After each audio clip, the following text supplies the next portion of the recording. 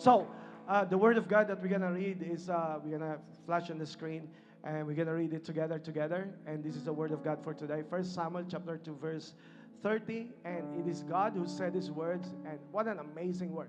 What a declaration. And he said, I will honor those who, can you read it with me? I will honor those who honor me, and I will despise those who think lightly of me. Then we jump to the next verses. And the verses is about the plan of God for Zion or for Jerusalem. But more than that is that this is God's plan for all of us. How He changed our life for good. Zephaniah chapter 3 verse 16 to 20. And He said, on that day. Can you say the word, on that day? They will say to you, or they will say to Jerusalem, do not fear Zion. Do not let your hands hang limp. The Lord your God is with you. The mighty warrior who saves, He will take great delight in you. In His love, He will no longer rebuke you, but will rejoice over you with singing. I will remove from you all who mourn over the loss of your appointed festivals, which is a burden and reproach for you. At that time, I will deal with all who oppressed you. And I will rescue the lame. I will gather the exiles.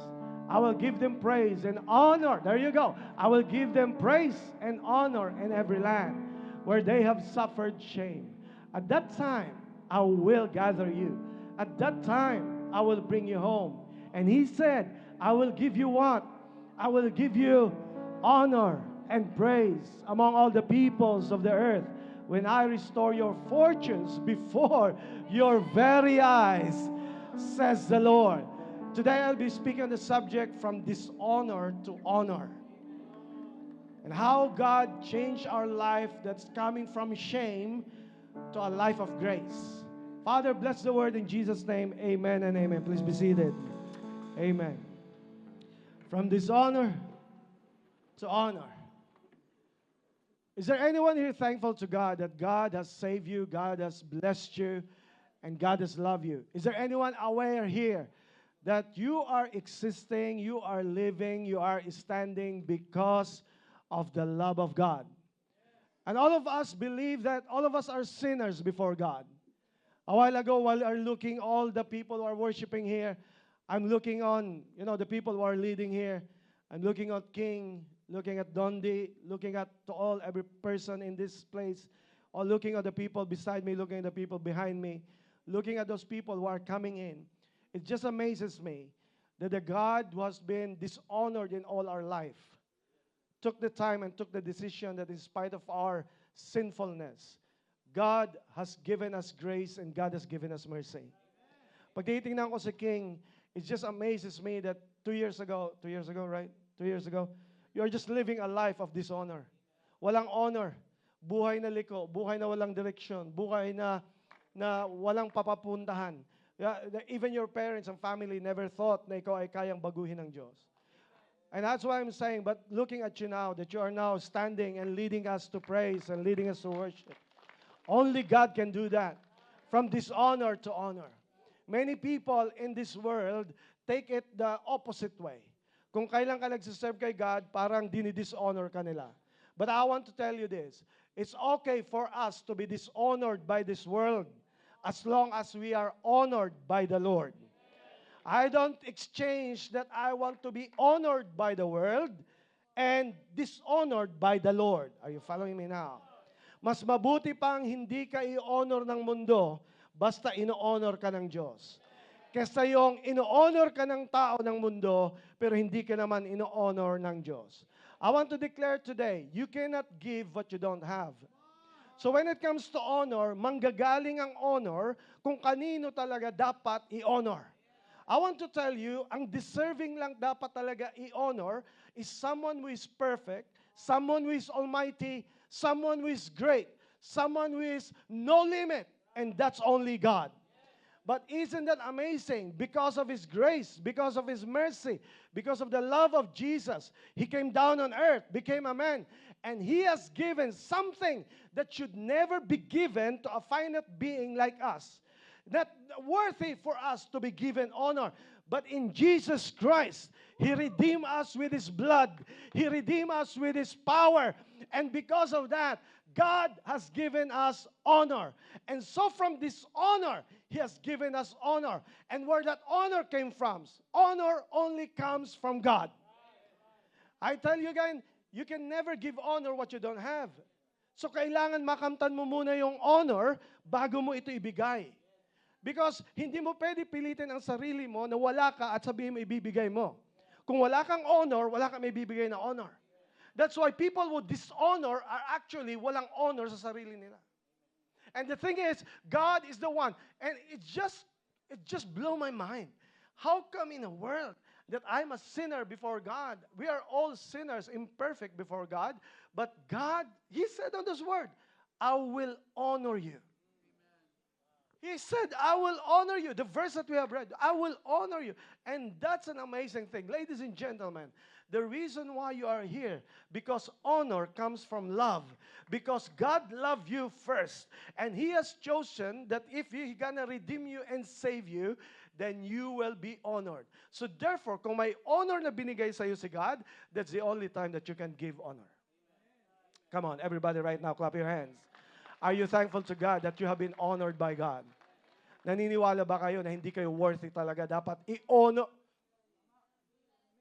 President nga. Wag na nga president, barangay kapitan na lang eh. Hindi tayo i-honor, right? Pero praise God, I don't expect honor from other people as long as there's an honor that's coming from God.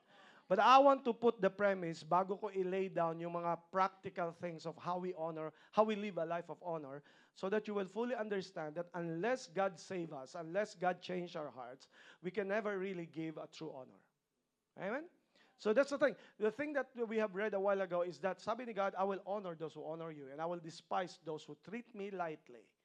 So in the Word of God, there are 3 word honor that has been mentioned in the Word of God, from the Old Testament to the New Testament. 3 times that has been mentioned the word honor, and the original word that it's mentioned is, I just want you to be familiar with this.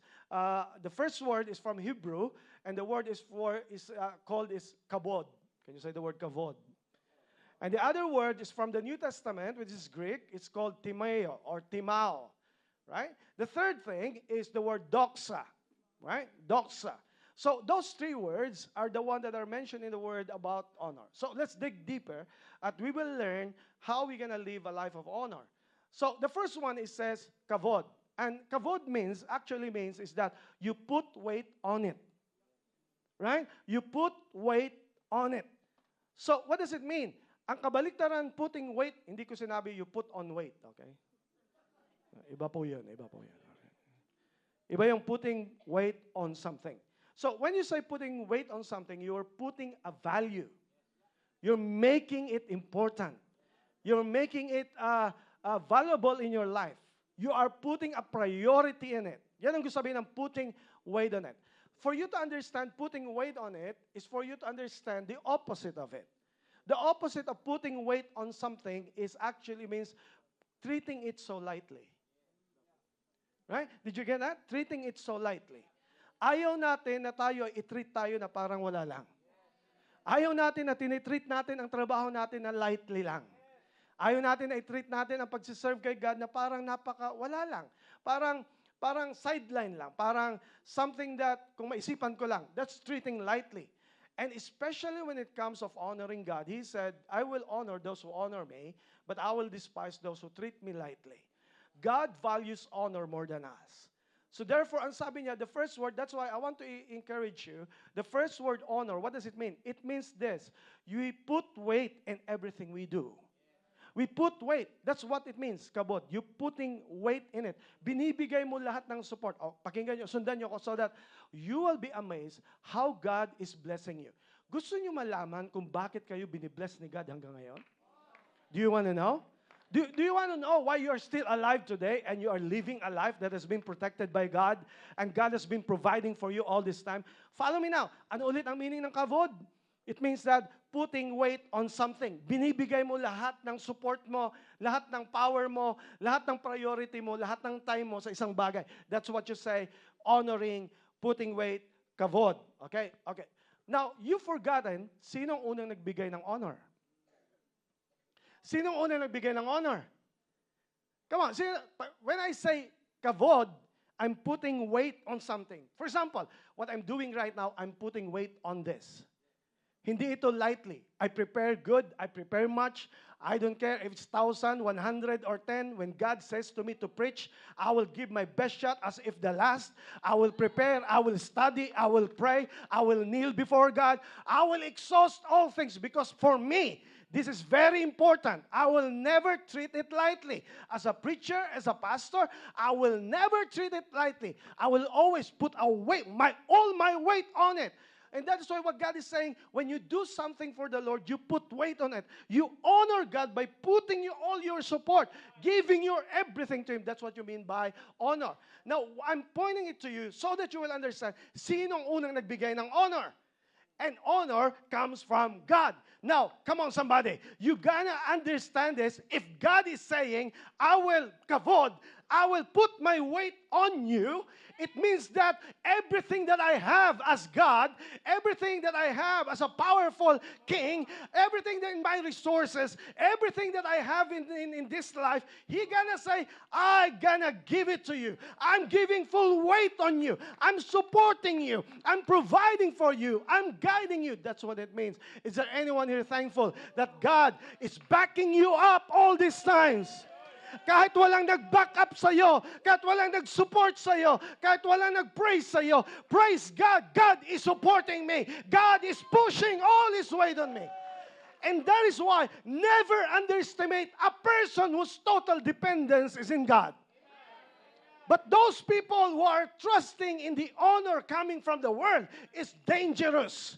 But when you trust God with all your life and you trust in the kavod on putting God's weight on you, I'll tell you that He will never leave you nor forsake you. He will always be there for you. He's backing you up. Not 10%, not 50%, 100%. I'm all out for you. That's the word. I'm all out for you. No reservation. No regrets. When you say you're putting your weight, I'm not reserving anything. I'm giving everything that I got.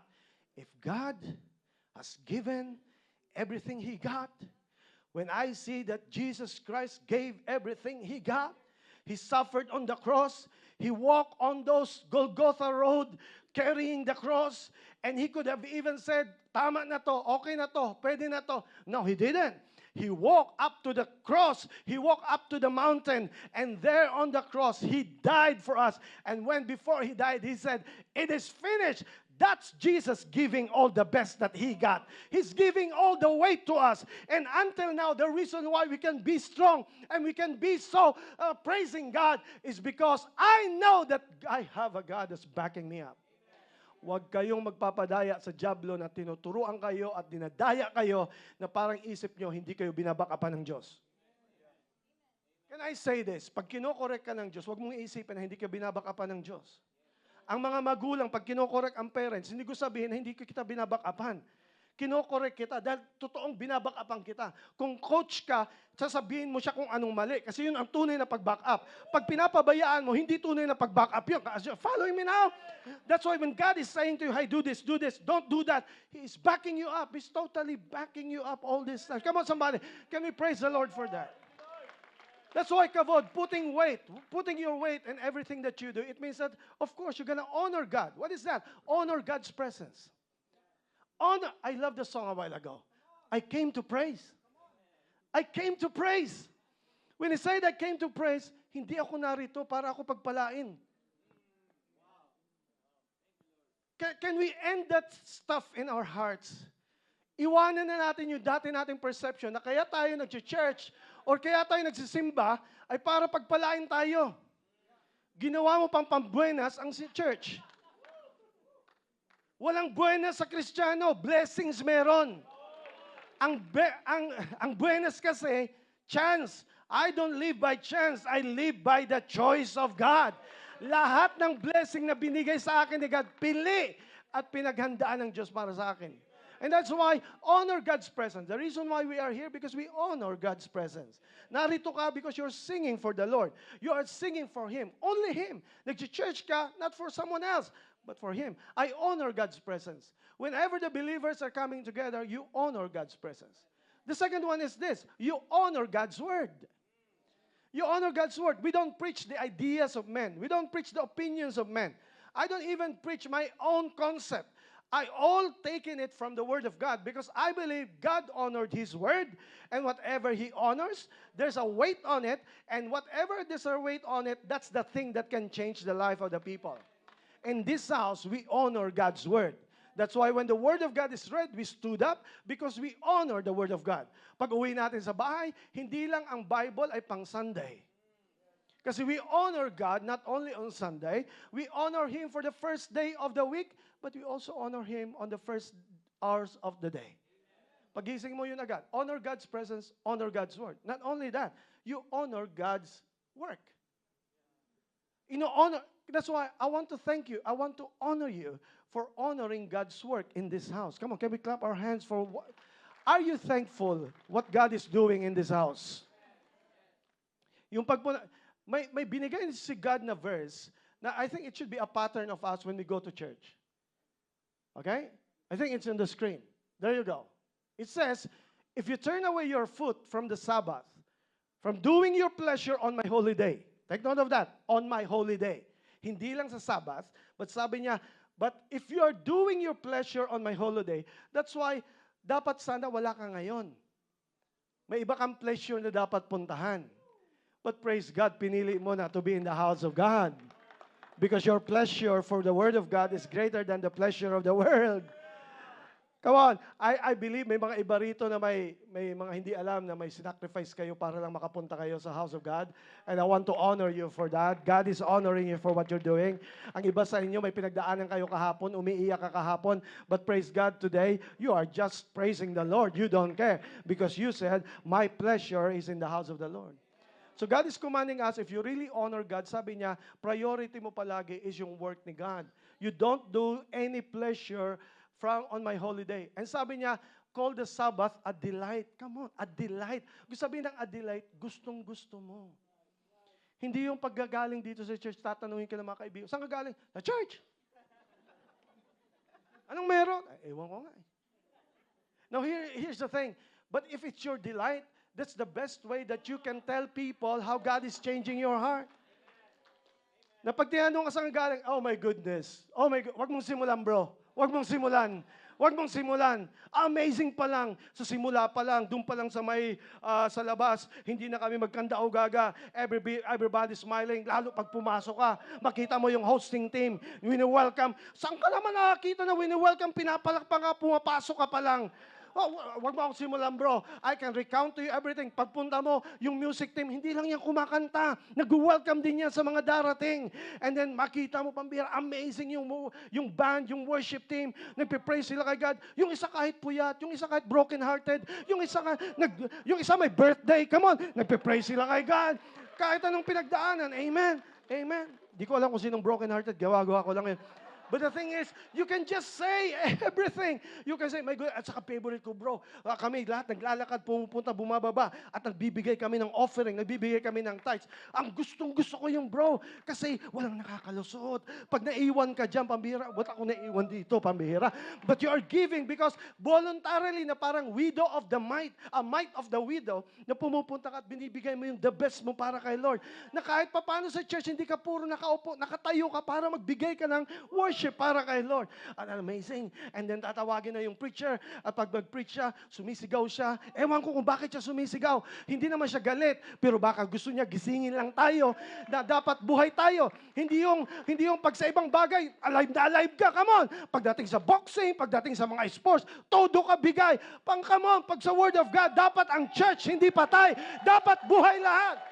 I want the church na dito pinakamaingay, dito dapat sumisigaw. Hindi yung pagdating doon, pagdating sa church. Yes, may point, may time na maging solemn. But when it comes na alam mo na parating na yung blessing mo, may Diyos ka na nagmamahal sa'yo, I'll tell you, no one can stop you from praising the Lord. Nung na-draft pick nga lang si Orin, lahat ng mga nasa church, kahit sa iba-ibang lupalo, binibidyo pa nila, pambihira, nung sigawan, sinamaslaw.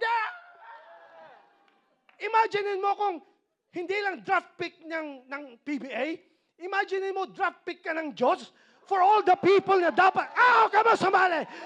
Just imagine, pinili ka ng Diyos sa lahat ng tao na pwede naman piliin. Si God na nagpili sa iyo in spite that you are worthy. I don't know about you na hindi ka mapapasigaw sa tuwa and you're gonna say, thank you Lord for choosing me. And that's why He deserves all the praise. Pagpunta sa Sunday, hindi niya kailangan ng tira. Kahit anong mangyari Saturday, kahit wala pang tulog Saturday, pagpunta mo sa house, hindi ko ibibigay kay God ang tira. Ibibigay ko yung the best na parang kasisimula pa lang ng araw. So what kung wala akong tulog? Ibibigay ko ang the best para kay God kasi He deserves all the best. Kaya sabi niya, a delight, the holy day of the Lord honorable, and you shall honor Him, not doing your own ways. Hindi mo gagawin yung sarili mo. At kung minsan pag-isipin natin, ay, bambira pa kasi busy ako here.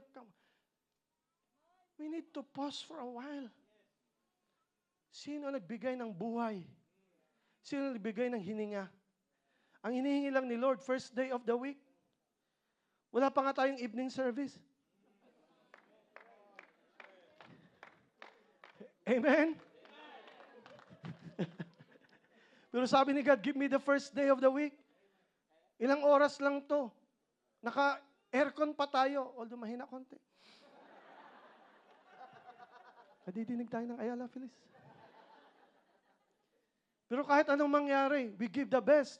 Alam niyo kung bakit ang team, they're giving the best? Because they honor God in what they do. Hindi siya tira. Hindi siya remainder. First, ibibigay ko ang the best para kay God. And hindi lang yung nag-extend pag Sunday, damay pati Monday hanggang Saturday. Kasi kung hindi mo maibigay yung first day, paano mo ibibigay yung second? Ladies and gentlemen, ano ang second day? Ladies and gentlemen, ang first day hindi Monday. Ang first day Sunday. Ang Monday pang second day. At kung sinong inuna mo sa first day, damay lahat ng mga days. Pag nahuli ang first day, that's the reason why huli ka sa lahat.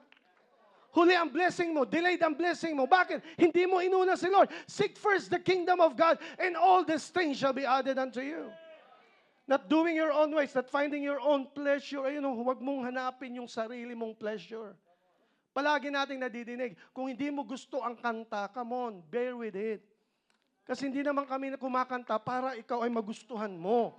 Hindi natin sinasamba yung sarili nating gusto. Ang sinasamba natin ay yung Diyos na nakikinig sa atin.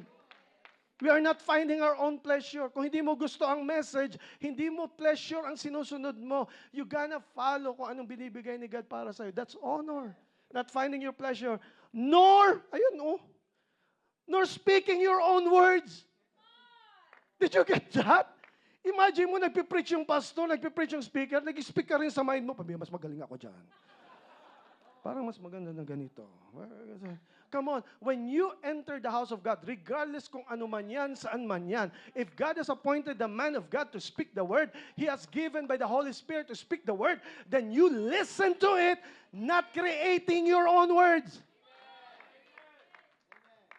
Okay lang na-edit mo yung grammar. Kung may mali, it's alright, I'm good with it. Pero wag mong i-change yung tone, i-change mo yung thought, yung binibigay ni God para sa'yo. Pag may binigay sa'yo na imploration si God, pag uwi mo sa devotion mo, dun mo gawin. Pero when it comes receiving the word, wag mong i-filter, tanggapin mo lahat. At pag tinamaan, wag ituro sa iba. Hindi yung bam, bam. Lalo kung kasama mo pa asawa mo or partner. Sinisiko pa eh. Huwag kang maniko. Lalo wag mong babatukan. Tanggapin mo, akin yan. Kaya nga, eto na naman tayo. Kaya nga, amin. Yung iba hindi makagets. Kaya nga nag-aamin kasi hindi sa kanila. Ayun, nag-gets na. Amen. So pag may message, pag blessing, amen. Pag may correction, amen. Amen lahat yan. Come on. Amen. So, come on, everybody. Di ba sarap nung tinamaan ka? Ikaw na nauna. Actually, tip yung galing kay Tristan eh. Para hindi ka na daw masiko, unahan mo na. Ako yun. Ako yun. Ako yun. No, just kidding. He's an amazing guy. Amen. But then you shall delight yourself in the Lord, and I will cause you to ride on the high hills of the earth and feed you with the heritage of Jacob, your father, the mouth of the Lord spoken. Come on. Can we honor the Lord for His word? Can we honor the Lord for His word? Huwag mong tingnan ang aesthetic ng church. Alright? Tingnan mo yung mga buhay na binago ng Diyos. Hindi ito showcasing and showmanship. Kung minsan, na-overwhelm tayo ng mga bagay na mga dapat, mga things, but those things are good. Pasalamat tayo kay God sa lahat ng pinagkaloob sa atin ng Lord. Even the smallest detail. Mga lights, drums, and everything, lahat yan ay ginawa dahil gusto nila the best ang ibibigay para kay Lord. By the way, hindi tayo supported ng anyone from anyone in this place. We are totally Filipino, autonomous, giving church. Baka hindi nyo alam, sila ang bumili niyan on their own. Kasi if you honor what you're doing for the Lord, you are not waiting for someone to provide for you. Gusto ko pala, pero wag na. Kasi baka maubusan tayo ng oras. Amen. But that's how you honor God. Binigyan ka ng talent ni God, binigyan ka ni Lord, gagamitin mo to honor His work, to honor Him. Come on, can we clap our hands for Jesus? Amen. Kavod. Amen. Let's jump to the second one. Pagdating sa second one, sa Old Testament is all about honoring God. Sa New Testament, nag-iba na ang timpla, nag-iba na ang meaning. Ang meaning ng word is timayo or timao, and it means honoring other people. That's amazing, ano? I-connect mo sa cross, that's what it means. Yung vertical line, honoring God. Tama ba, vertical? Tama, no? Horizontal is, tama, no? Kaya cross. So si God, si Jesus, inintroduce niya yung, di ba, He came from God, but He died on the cross. Kasi ang gusto niya, hindi lang honoring God, but i-honor natin each other. Amen. We honor each other. So timayo, it means honoring. You're putting weight, giving value, binibigyan mo ng value ang isang tao. And ladies and gentlemen, honor should start in the house. Honor starts from the house. Pag walang honor sa house, it will be so hard to just live. But here's my good news for you. No matter how your house is broken, if there's someone there who's gonna be seeking Jesus, if there's someone here who's gonna be following Jesus, no matter how the house is broken, God is the God of repair. He can repair any brokenness. He can change every heart. That's why don't lose hope if I'm gonna be preaching at sinasabi parang walang honor sa bahay. Don't you worry. Kung ikaw na ang nandirito at binago ka ni God, ikaw ang gagamitin ng Diyos na mag-introduce ulit ng honor. The reason why ini-spare ni God ang bahay mo, ini-spare ni God ang family mo, ini-spare ni God yung company mo, ini-spare ni God yung business and all these things, because there's someone there who's honoring God. He said, I will honor those who honor me. Now, what do you call this? Horizontal. So horizontal is that, sabi ni God, kung nag-honor ka kay God, dapat mag-manifest din yung pag-honor natin sa tao. Ang culture natin ng church is we want to honor people. We have to have a culture of honor. Now, here's the thing. Kaya mahirap mag-honor kasi ang totoo, Filipinos has a different concept of honor. When I'm studying this, now I'm getting it. That's the reason why. So for example, all the Western people, European people, all the people na hindi nandito sa bansa, iba rin ang concept nila ng honor. Kaya pala hindi nagtatagpo kasi magkakaiba ang concept ng honor. Sa atin may tinatawag na palabra de honor. May tinatawag na amor proprio. Hindi ko alam kung ano, alam niyo yun. Do you know? Pinag-aralan niyo ba yun? But the thing is, ang mga American, ang honor sa kanila ay individual. Ang mga Western people, ang honor sa kanila individual. Sa Filipino, ang honor ay family. Do you agree? Sa American, kung ang here's the thing. Kaya sa Filipino, the honor of one is the honor of all. But the shame of one is the shame of all.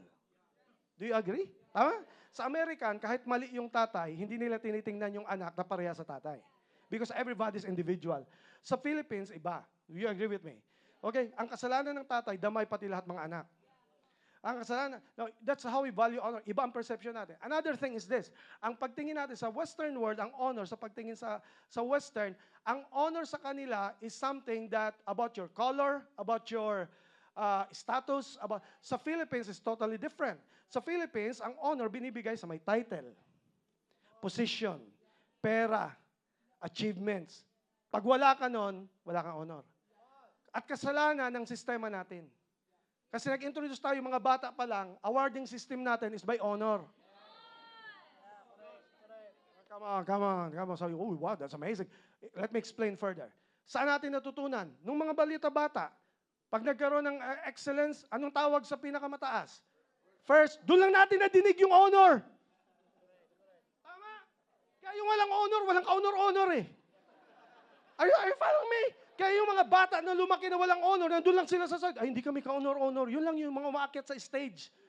Di ba? First honor. Second honor. Third honor. Siyempre mo may layer ang honor. Filipino. So, I will not follow yung... Ang honor sa Pilipinas, kung may title ka, looking good ka, igagalang ka lang pag... Kaya nga, in my life, in our life, I want to defy that kasi Pilipino ako. Kung minsan gusto ko turuan ng karamihan na huwag mong basihan ng honor dahil sa itsura ng tao. One time, hindi ako pinapasok dahil hindi ako mukhang pastor. Totoo, many times, hindi ako pinag-pray, hindi ako winelcome. Napagkamalan pa ako na dance instructor. Ay ko, grabe siya oh. Yung mukhang, yeah, just kidding. But the thing is, how many times hinusgan ng tao dahil sa itsura? Come on, ladies and gentlemen, honor does not depend on the status, honor does not depend on title, honor does not depend on wealth, honor does not depend on achievement, honor does not depend on your name. Pag may pumasok tayo, sir, ma'am, sir. Okay naman yun yung paggalang. Pero kung namimili tayo ng honor ng iba dahil sa title, I think that's not a Christian way. So therefore, let me introduce to you ang biblical way. Hindi American way, hindi Western way, hindi New Zealand way, hindi rin Filipino way. Tingnan natin yung honor na biblical way. Here's the thing. Ano ang biblical way? Ang biblical way is this. Wala pang nag-honor sa'yo, may honor ka na. Because Jesus valued you. He died on the cross for you. Can I declare to you, you are significant. You are important. You are valued. You are worthy. So pag sureball ka niyan, kahit anong gawin ng mundo sa'yo, sabihin ng tao sa'yo, hindi ko i-depend ang significance ko sa inyo. I don't need to be popular for me to be loved. I'm already loved. Yung popularity ko, blessing na lang yan. Bonus. Pero hindi ko yung ginagawa para palakpakan niyo ako. Dati na ang hanap ko ay yung palakpak ng Diyos na nagbigay sa akin ng buhay. Paano ba yung honor? Honor starts in the house or from the house. How? First of all, you honor your wife and you honor your husband. Why? The Bible verse says, honor starts from the house. You honor your marriage. Honor should be very important. Ano sabi ng Bible? Marriage is honorable among all, and the bed undefiled. But fornicators and adulterers, God will judge. It all starts from there. Because if there's no honor in our private life, there will be no honor in our public life. Sasabihin mo, Pastor John, no, it will all come out. Because whatever you dishonor in a private life, it will come out in a public life, and you will be amazed na binibigyan ka lang ng gatong ng kaaway, pero sisiluin ka din pala sa dulo at lahat ng honor mo mawawala. So it's better for you to stand up and you're gonna say, no, I will do this because I want to honor God. Now, another verse. Can you show the verse? Ang sabi dito sa a woman. Come on, women. Palapakan natin sila. All the women in the house. Ladies and gentlemen, women should be treated with honor. Not only that they should be treated with honor, but they're also carrying honor. He said, a gracious woman retains honor. Sabihin, sa sarili mo mismo, binalagay mo, may honor. Kasi kung hindi mo i-honor ang sarili mo, that's the reason why hindi ka in-honor ng iba. But if you're gonna stand up na may honor ako dahil love ako ni God, so what kung ang nakaraan ko mali? Pero kung meron na akong Diyos, binago ako ng Panginoon, I'm standing right here with conviction. I'm a woman of God. I am being blessed by the Lord. Nire-retain mo yung honor. And not only that, tayong mga husband, come on, palapak mga husbands, come on. Come on. Amen. Anong sabi ni God? Oh, okay. Oh, lahat ng mga women, pasalamatan nyo itong word na to kasi nakalagay sa honor. Oh, look at that. Husbands. Come on, husbands. Likewise, dwell with them with understanding. Giving what? Honor to the wife. As to what? As a weaker vessel. And being, oh, look at that. Weaker vessel. The thing is, maraming mga men nagdidemand, sumunod kayo sa akin ha, paano ka susundin kung hindi mo siya ino-honor? O tahimik, amen. Amen. Don't demand something na hindi mo pag ginagawa yung inuutos ni God sa'yo. Kasi pag in-honor mo, can I tell you, the fruit of honor is also honor. When you sow honor, you will reap honor. At pag in-honor mo yung wife mo na weaker vessel, the more i-honor ka ni God, at the more i-honor ni Lord yung marriage mo at yung family mo. Amen. Come on, support mga women. Come on, this is your time to clap your hands. Honor. Now, hindi lang sa family. Honor how you raise your children. Sabi ni God, fathers, all fathers, come on, mag-ingay, fathers. Ayan o, do not provoke your children to anger by the way you treat them. Honor. May discipline, pero wag mong aalisin yung honor sa kanila. Practically, wag mong ipapahiya ang iyong anak. Kung ididisiplinahin mo sa bahay, secret, but never ilagay mo sa hiya ang bata. Because pag ang bata lumaki na may walang honor, lalaki siya na siya magdi-dishonor sa iyo at i-dishonor niya kahit sino. Now, hindi lang sa family, hindi lang sa mga magulang, but also, here's the thing, i-honor niyo yung mga leaders niyo. Sabi sa Bible, come on, honor the leaders. I don't want to preach this because I'm a leader, but God says it. Sabi the word, let the elders who rule will be counted worthy of double honor. Ang ganda, gusto ko yung word na yan. Especially. Hindi dito nilalagay yung mga pasaway ng mga leader. Kasi sabi ni God, let the elders who rule well. Rule well. Hindi ito license ng mga leader na mag-abuse ng mga tao.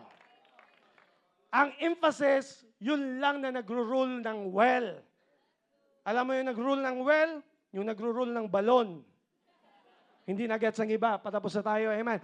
Counted worthy, ilan daw, anong word? Pag isang tao daw nag-rule well, they will be given with, hindi lang honor, but double honor. That's amazing. Alam niyo kung bakit?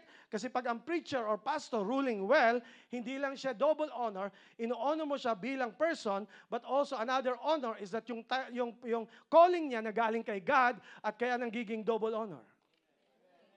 Amen. And it's especially, buti may especially, lalo, sabi ko ba sa word, lalo na yung mga nagle-labor in the word and doctrine. Yung nag-aaral talaga para may ma-preach sa atin. Amen. Hindi yung nakadepende sa AI or sa ChatGPT. That will be a gross sin in this house if I gonna use ChatGPT to preach to you. The Holy Spirit is better than ChatGPT. I'm gonna be preaching on that sometime. Amen. Amen. Let's continue. Now, hindi lang sa pastor, sa leader, pag sa church, pag pumunta kayo sa mga trabaho nyo, take this verse. Huwag nyo nang matandaan lahat, matandaan nyo to kasi babalik kayo sa mga trabaho nyo bukas. Look at the verse. You gonna honor leaders in your workplace. Look at that. Let as many bond servants are under the yoke, count their own masters worthy of all honor. Bakit daw igagalang natin, i-honor natin yung mga boss natin, yung mga leader natin? Bakit daw? Yan ang reason. So that the name of God and His doctrine may not be. Do you agree with me? Hindi Christian yung boss mo. Alam niya na ikaw ay nag-church. Alam niya na Christian ka. Ikaw ang number one na reklamador sa opisina. Do you agree na magsasabi si, pambihira ito, pa-Bible, pero siya yung kinukuha yung mga lapis dito sa... Yung mga stationery palaging ubos. Yung mga coupon ba, ginagamit na school supply sa mga anak. Palaging late. Siya pa yung magdidiman ng raise ng sweldo. Sabi mo, pastor, ang sama kasi ng boss ko. Oh, come on. What do you expect sa mga taong hindi nakakilala kay Lord? Huwag mo silang expect na santo. Ikaw ang santo na nandoon. Ikaw ang gagamitin ng Diyos sa magbago sa kanila. I declare, gagamitin ka ni God para mga boss mo makakilala kay God. Amen. Dahil sa example mo. Come on. Wala na tayong oras, but honor leaders in your workplace. Okay? And sabi ni God, sino pang mga i-honor? O ito na, lahatin na natin. Honor all. Okay. That's it. Honor. Bilisan na natin para lahatin na natin. So yung katabi mo, i-honor mo. Yung nasa likod mo, i-honor mo. I-honor. Everybody deserves honor. Amen. Wag na wag mong tratuhin na para kang Department of Education na naglalagay ka ng label ng tao kung sino lang ang dapat first honor, second honor, third honor. Amen? I-honor mo lahat. Sasabihin mo, Pastor John, paano yung mga pasaway, mga mahina? Kasama na yon. Saan yun sa verse? O ayan, ipakita natin yung verse. Honor all people, love the brotherhood, fear God, honor the king. Next verse. Ito, pansinin nyo. Those, not much rather, these members of the body which seem to be what? Weak. You belong. Kahit weaker, you are necessary, and those members of the body which we think to be what? Less honorable, i-honor mo pa rin. On this we bestow greater honor.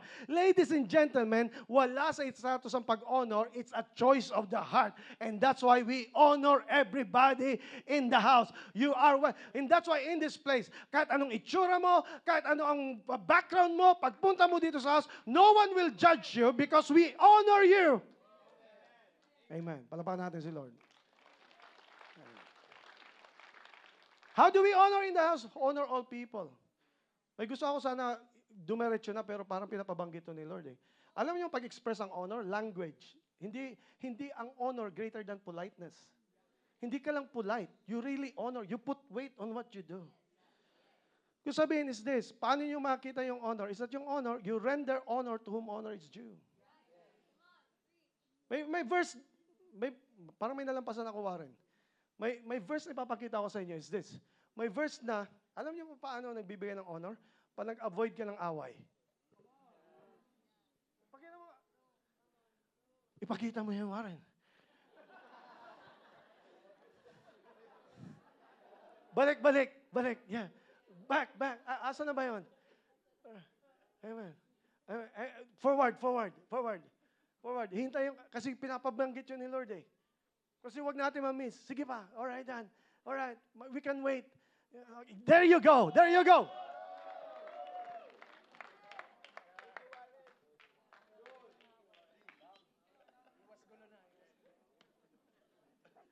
Avoiding a fight.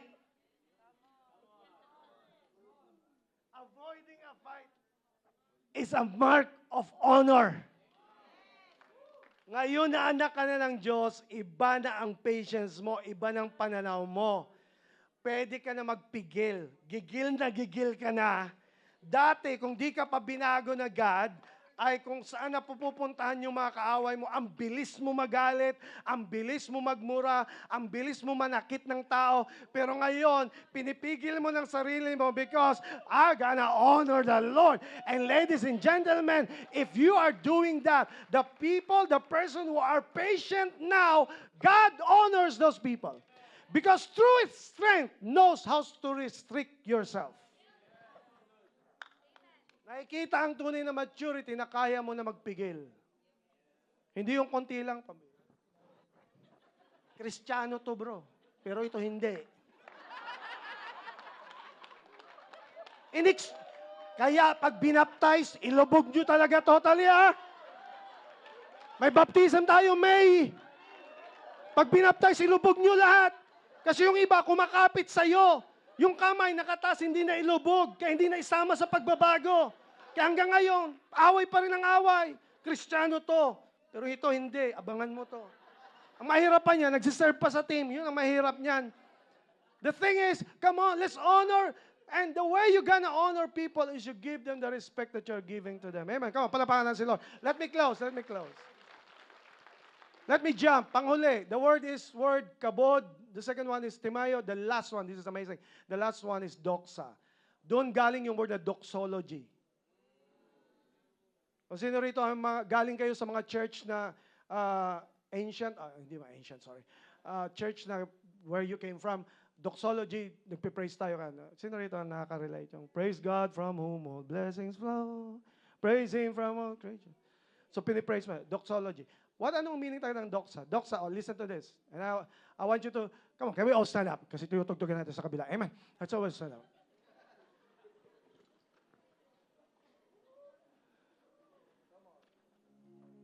So, doxa. Ano ba ang doxa?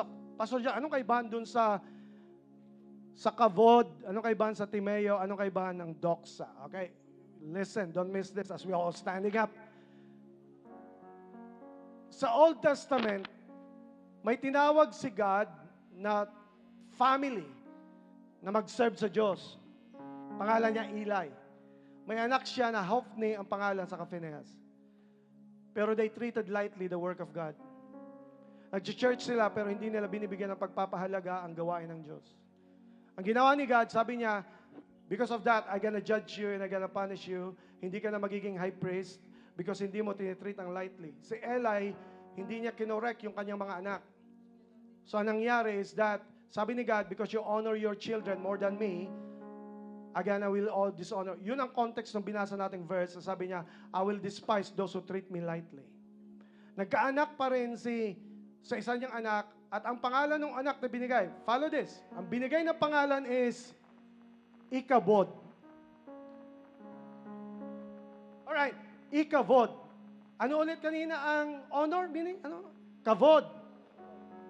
Pinangalan sa kanya, Ikavod. Alam niyo kung anong meaning? Dinagdagan lang ng maliit na word na letter I, nilagyan ng letter I, ang meaning na is this, meaning glory has departed.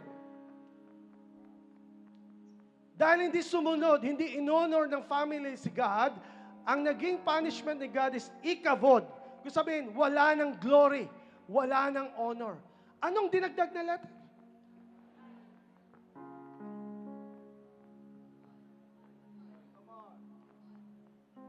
Anong dinagdag na letter?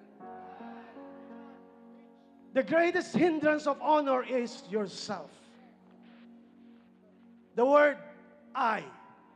Ako ang dapat i-honor. Ako ang dapat igalang. Ako ang dapat tratuhin ng maigi. Ako ang dapat masunod. Ang kalaban palagi ng honor is I.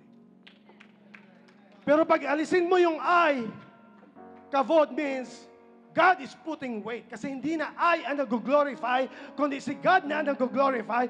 Yan ang tunay na meaning sa New Testament ng doxa. At ang doxa, listen to me now, here's the thing, ang meaning ng doxa is that there's someone, hindi lang concept yung honor, hindi lang idea yung honor, somebody came down from heaven and he carried honor in his life, and how he did that is just an amazing thing. He died on the cross for all of us.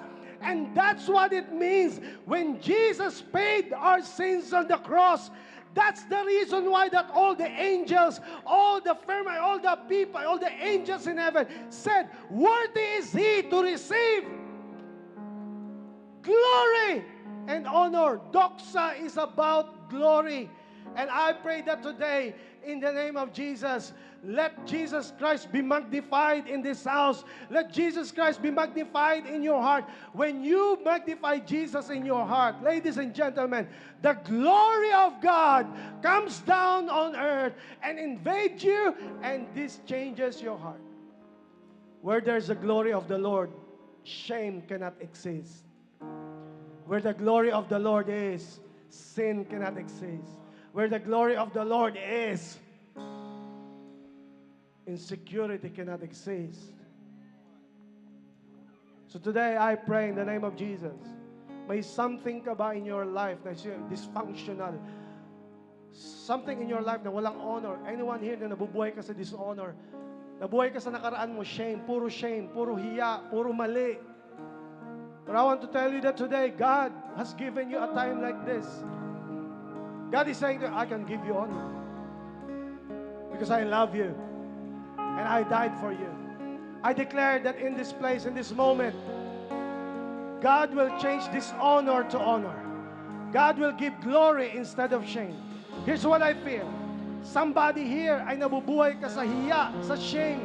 sa dishonor, maybe cause ng family mo, cause ng father, cause ng mother, at pasapasa na naipapasa sa lahi. I want to declare, you're gonna break that in the name of doxa, in the name of Jesus, being magnified in your house, in your life. And God is about to forgive you and is about to give you glory.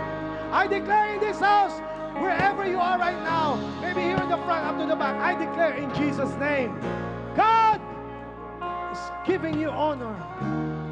As we are right now, as we lift our hands to Jesus, He gives forgiveness.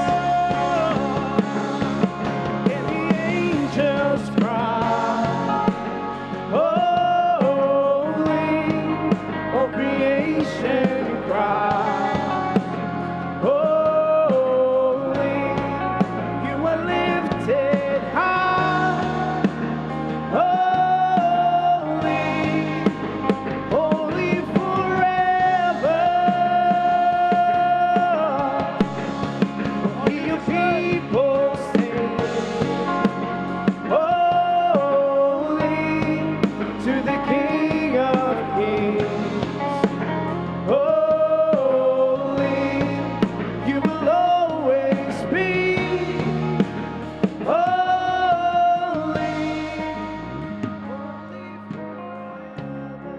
Close your eyes. No one's looking around. I gotta speak to those people who lived in shame. In your entire life, nabuhay ka sa hiya. Pasapasang kahihiyan. Mali ng magulang, mali ng kapatid, mali ng kahit sino. At hanggang ngayon, ikaw ay nagdadala ng hiyang ito, ng shame. Well, the good news is, you don't deserve to carry those weight. Today, papalayain ka ni Lord sa lahat ng shame, lahat ng kasalanan na nagawa mo. And God is about to give you a new start. And I pray, meron dito sa tahanang ito, meron dito sa space na to, na you're gonna represent your family. Huwag mong hintayin na lahat maayos bago mo i-declare at ibigay sa Diyos. Narito ka dahil ikaw ang representation, na ikaw ang dadaluyan ni God ng honor, ikaw ang dadaluyan ng glory. So what kung anong nangyari sa family mo? Pero ikaw ay nandito, you just saying, in my life, let this curse be broken, let this shame be broken. And how are you gonna do that? Jesus will do that for you. All you got to do is surrender everything. Ibigay mo sa Panginoon, and He will be the one to heal you. He can change your past. He can forgive you in the present. Now, meron ba dito in your house? You will be the one to represent. You will be the one to say, Pastor John, I want to embrace this honor that God is giving me. I don't want to live in shame anymore. I want to have forgiveness in my life. I declare in the name of Jesus, you will be forgiven today. Is there someone here that you are interceding with your family? You say, ako yan, Pastor John. Ako yan, Pastor John. I want to live a glorious life in my house, in my family. In the name, when you do that, curse will be broken. When you do that, here's the thing what we're gonna do. Anyone, sino what? Is there anyone? Can you lift your hands if that's you? Come on. Oh, praise Jesus. Oh, praise Jesus. Shame will be broken in this house. Now, before I gonna call you, sa aming mga bisita, narito ka dahil mahal na mahal ka ng Diyos. May plano si God sa buhay mo. And today, sabi niya, finally, I got you. I got your attention. And all you got to do today is tanggapin mo ang kaligtasan na nabigay ng Diyos para sa iyo. Walang honor kung walang salvation. Si God ang magbibigay sa iyo ng panibagong buhay, bagong simula, bagong buhay. Kailangan lang maging honest ka, sabihin mo, hindi ko kaya maging perfect, but kailangan ko kayo, Panginoon. If that's you, meron ba tayong mga bisita na nais tumanggap sa Panginoon? Can you lift your hand if that's you? Meron ba sa aming mga bisita? Many hands at the back, praise Jesus. Is there anyone you want to accept Jesus Christ in your heart? Can you lift your hand? Praise Jesus, amen. Is there anyone else? Praise Jesus, many hands. Now, praise Jesus, praise Jesus. Now, here's the thing what we're gonna do. Yung kinausap ko kanina na ikaw ang magre-represent, brokenness will be stopped in your house, in your family. I'm gonna call you to come here in front. Sa aming mga bisita, same. I'm gonna call you here in front, and you're gonna give your life to Jesus. As we sing, I give you time to come, get out of your seat. Forever. Let the angels cry. Holy,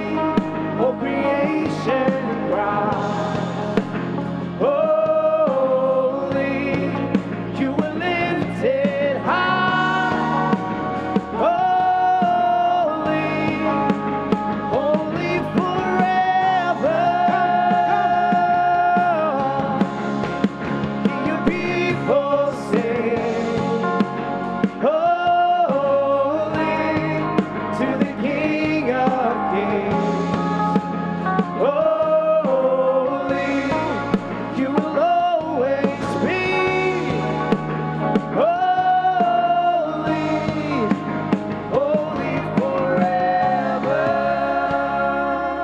Come, come. Oh, we're gonna wait for you. There's still room in the house. In the name of Jesus. Thank you, Jesus. Thank you, Lord. Thank you, Lord.